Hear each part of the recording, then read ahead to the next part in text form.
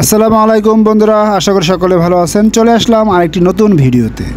আজকের ভিডিওটা হচ্ছে আমি সকালে ঘুম থেকে উঠেই চলে আসলাম বাইক সার্ভিস করাতে। এখন আসলে বাইক সার্ভিস করাতে কোথায় আসলাম, কি সার্ভিস করালাম, কত টাকা গেল আমার সার্ভিস করাতে এবং সেখানকার পরিবেশ কেমন, তাদের ব্যবহার কেমন, আজকে আমি আমার ভিডিওতে দেখাবো বা বলবো যে আমার সার্ভিস সম্পর্কে অভিজ্ঞতা কী, কোথায় সার্ভিস করালে আপনাদের জন্য সুবিধা হবে এবং সার্ভিস সেন্টারে গিয়ে আপনারা কী বললে আপনাদের জন্য ভালো হবে, কী বললে আপনাদের জন্য খারাপ হতে পারে, বিস্তারিত থাকবে আজকের ভিডিওতে।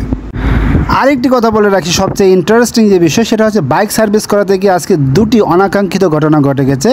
সেইগুলো আমি আমার ভিডিওর মাঝখানেই আপনাদেরকে সাথে শেয়ার করব ইনশাল্লাহ।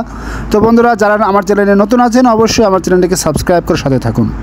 তো বন্ধুরা, প্রথমেই যেটা বলবো, আমি সার্ভিস করাতে কোথায় আসলাম। আসলে আমি এতদিন সার্ভিস করিয়েছি তেজগাঁও সার্ভিস সুজুকির যে হেড অফিস আছে সেখানে আমি সার্ভিস করিয়েছি, বাট সেখানকার সার্ভিস আমার কাছে খুব বেশি ভালো লাগে নাই। কেননা সেখানে খুব বেশি সময় চলে যায়। কেননা আমি যদি সকাল 8টার দিকে যেতে পারি তাহলে আমার দুপুরের ভিতরে আমার বাইক সার্ভিস কমপ্লিট হয়ে যায়। আমি যদি কোনোভাবে 8টা থেকে 9টা পর্যন্ত সময় যায় আমার ওইখানে, যদি আমি যাই এর ভিতরে হাজির হই 9টার ভিতরে, তাহলে আমার বাইক পেতে পেতে বিকাল হয়ে যাবে, এটা একেবারে কনফার্ম। তো বন্ধুরা, যে কারণে আমি আর আজকে এই সার্ভিস আমি আর ওইখানে গেলাম না। আমি যেখান থেকে বাইক কিনেছি সুজুকি ওয়ার্ল্ড, সেটা হচ্ছে পুরানা পল্টনে অবস্থিত। তো পুরানা পল্টনের সুজুকি ওয়ার্ল্ডের ঠিক পাশেই এই সার্ভিস সেন্টারটি আমার খুবই পছন্দের। এখানকার যে যারা কাজ করে তারাও আসলে আমার খুবই পছন্দের। আসলে এই সার্ভিস সেন্টারটি 2 থেকে 3 মাস বন্ধ ছিল, যে কারণে আমি 2 থেকে 3 মাস আসলে আমি তেজগাঁও সার্ভিস করিয়েছি। তো আমার এখনকার যেহেতু আমার সার্ভিস চলে আসছে এবং এখানকার যে সার্ভিস সেন্টারটা আবার ওপেন হয়েছে, আপগ্রেড করেছে ওদের সেন্টারটি, এই যে কারণে আমি এখানে আবার চলে আসলাম। এখানে এসে তো আমি পুরো অবাক হয়ে গেলাম। এখানে এতগুলো পয়েন্ট সার্ভিস করানো, আসলে অনেকগুলো এখানে ল্যান্ড রয়েছে, একসাথে ওরা অনেকগুলো বাইক সার্ভিস করাতে পারে। তারপর হচ্ছে ওইখানকার দক্ষ যে কারিগর, ওদের কথা তো আর নাই বা বললাম, ওদের ব্যবহার অত্যন্ত ভালো।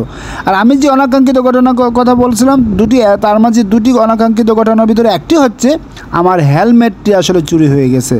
কিন্তু বন্ধুরা, আসলে হেলমেটটি চুরি হয়েছে বা হারিয়ে গেছে বা আমি কী বলবো আমি জানি না, বাট আমি সিসি ক্যামেরায় দিয়েও আমি আসলে খুঁজে পেলাম না আমার বাইকের হেলমেটটি। যাই হোক, এটা একটি অনাকাঙ্ক্ষিত ঘটনা আমার জন্য, ওরাও আমার কাছে অনেক দুঃখ প্রকাশ করেছে। যাই হোক, আমি আর এটা নিয়ে তেমন মাথা কামালাম না, এটা আমারই হয়তো বা ভুল, কারণ আমি কোথায় রেখেছি আমার মনে নেই। তবে হ্যাঁ, গ্যারেজের ভিতরে রেখেছি, সিসি ক্যামেরায় ধরা পড়েছে, বাট আমি রাখার পর তো সেখানে কে নিয়েছে সেটা আর ধরা পড়ে নাই। কেননা এখানে অনেকগুলো একসাথে হেলমেট ছিল, সবাই আসতেছে নিতেছে, কিন্তু কে যে নিয়ে গেছে কোন ফাঁকে আসলে সিসি ক্যামেরাটা আমি খুঁজেও পেলাম না। এটা হচ্ছে 1 নম্বর অনাকাঙ্ক্ষিত ঘটনা। যাই হোক, এই যে দেখতে পাচ্ছেন আমার বাইকটি ওরা অলরেডি নিয়ে এসেছে। বাইক আনার পর আমি আসলে কি প্রবলেম ওদেরকে আমি বলি নাই। এটা হচ্ছে আপনাদের জন্য একটা সাজেশন, আপনার কি প্রবলেম এটা আপনারা ওদেরকে বলবেন না বাইক সার্ভিস করানোর ঠিক শুরু করার আগ পর্যন্ত, ঠিক আছে? তো যখন ওরা আপনার বাইকটি সার্ভিস করানোর জন্য ওঠানোর আগে কিন্তু ওরা একটা টেস্ট ড্রাইভ দিয়ে থাকে। তো সেই টেস্ট ড্রাইভে ওরা ড্রাইভ করার পর যখন আপনাকে বলবে যে এই সমস্যা, সেই সমস্যাগুলোর সাথে আপনার জানা যে সমস্যা এগুলোকে একটু ক্রস ম্যাচ করে নেবেন, যে ওরা কি বেশি বলতেছে নাকি আপনি যে প্রবলেমগুলো জানতেন সেগুলোই বলতেছে। যদি দেখেন যে বেশি বলে তাহলে বেশিগুলো আপনি অ্যাভয়েড করবেন। যদি দেখেন যে আপনি যেগুলো প্রবলেম ফেস করতেছেন ওরাও সেম প্রবলেমের কথা বলতেছে তাহলে ঠিক আছে, ওকে। এখন কথা হচ্ছে যারা নতুন বাইক কিনবেন, যেমন আমার বাইকটি হচ্ছে আজকে প্রায় 1 বছর হয়ে গেছে। 1 বছরে আমি 8000 কিলোমিটার বাইক রান করেছি। এই 8000 কিলোমিটারে আমি বাইকের কোনো রকম পার্টস চেঞ্জ করি নাই। ওরা বিভিন্ন সার্ভিস সেন্টারে গেলে কিন্তু বিভিন্ন সময় বিভিন্ন ইঞ্জিনিয়াররা আপনাকে পার্টস চেঞ্জ করার কথা বলবে, কিন্তু তাদের কথাগুলো এক কান দিয়ে ঢুকিয়ে আরেক কান দিয়ে বের করে ফেলবেন। আমার মতো, আমি যেহেতু একটু পণ্ডিত, সে কারণে আমি আপনাদেরকে সাজেশন দেবো এটাই, যে এক কান দিয়ে ঢুকিয়ে আরেক কান দিয়ে বের করে ফেলবেন। বাইকের কোনো প্রকার পার্টস আপনাদেরকে চেঞ্জ করতে হবে না। যদি চেঞ্জই করতে হয় তাহলে আমি সুজুকি কেন কিনবো? আমি তো হুন্ডা কিনতে পারি, আমি তো হিরো কোম্পানি কিনতে পারি, তাই না? আমি তো কিনেছি জাপানিজ কোম্পানি সুজুকি। তো যে কারণে বলবো আপনাদেরকে কোনো প্রকার বাইকের পার্টস চেঞ্জ করতে হবে না। ওরা আমাকে লাস্ট 2 সার্ভিসের আগে বলেছিল আমার এয়ার ফিল্টারটি চেঞ্জ করতে হবে এবং ব্রেক প্যাডেলের কিছু পার্টস চেঞ্জ করতে হবে। আমি ওদের কথা শুনি নাই, আমি কোনো কিছুই চেঞ্জ করি না। আমার এটা হচ্ছে 6ষ্ঠতম সার্ভিস চলতেছে, আমি এখন পর্যন্ত কোনো কিছুই চেঞ্জ করি না। আলহামদুলিল্লাহ, আমি বাইক থেকে ভালো সার্ভিস পাচ্ছি। তো আমি আসলে এতদিন বাইক থেকে যে মোবিলটা ইউজ করতাম বা ইঞ্জিন অয়েল, সেটা হচ্ছে মতুলের মিনারেলটা ইউজ করতাম।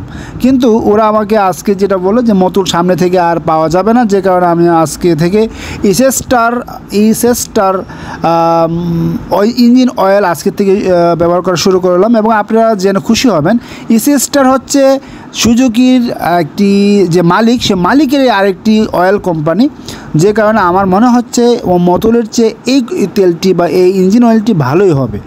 তো যাই হোক, ওরা বললো যে আমাকে 12,000 কিলোমিটার চালানোর পর আমাকে ইসেস্টারের যে সিনথেটিক অয়েল আছে সেটি ইউজ করার জন্য। ওরা বললো আপাতত যেহেতু 8,000 কিলোমিটার, সেক্ষেত্রে 8,000 থেকে 12,000 এই 4,000 কিলোমিটার মিনারেল দিয়ে ইউজ করতে বললো। যাই হোক, আমি তাদের কথা মতোই আমার ইঞ্জিন অয়েলটি চেঞ্জ করে ফেললাম, সাথে সাথে আমি ইঞ্জিন অয়েল ফিল্টারটিও চেঞ্জ করলাম এবং ওদেরকে বললাম যে আমার এয়ার ফিল্টারটি ঠিক আছে কিনা একটু চেক করে দিবেন। ওরা আমার এয়ার ফিল্টারটিও চেক করে দিল, যে কোনো প্রবলেম ছিল না। তো ওরা আসলে ক্যাজুয়ালভাবে যা যা সার্ভিস করার সব কিছু করে দিল। বাইক টায়ারগুলো খুলে টায়ারগুলো চেক করে দিল, ব্রেক চেক করে দিল, সব কিছু মোটামুটি ঠিক ছিল, কোনো প্রবলেম যেহেতু ছিল না।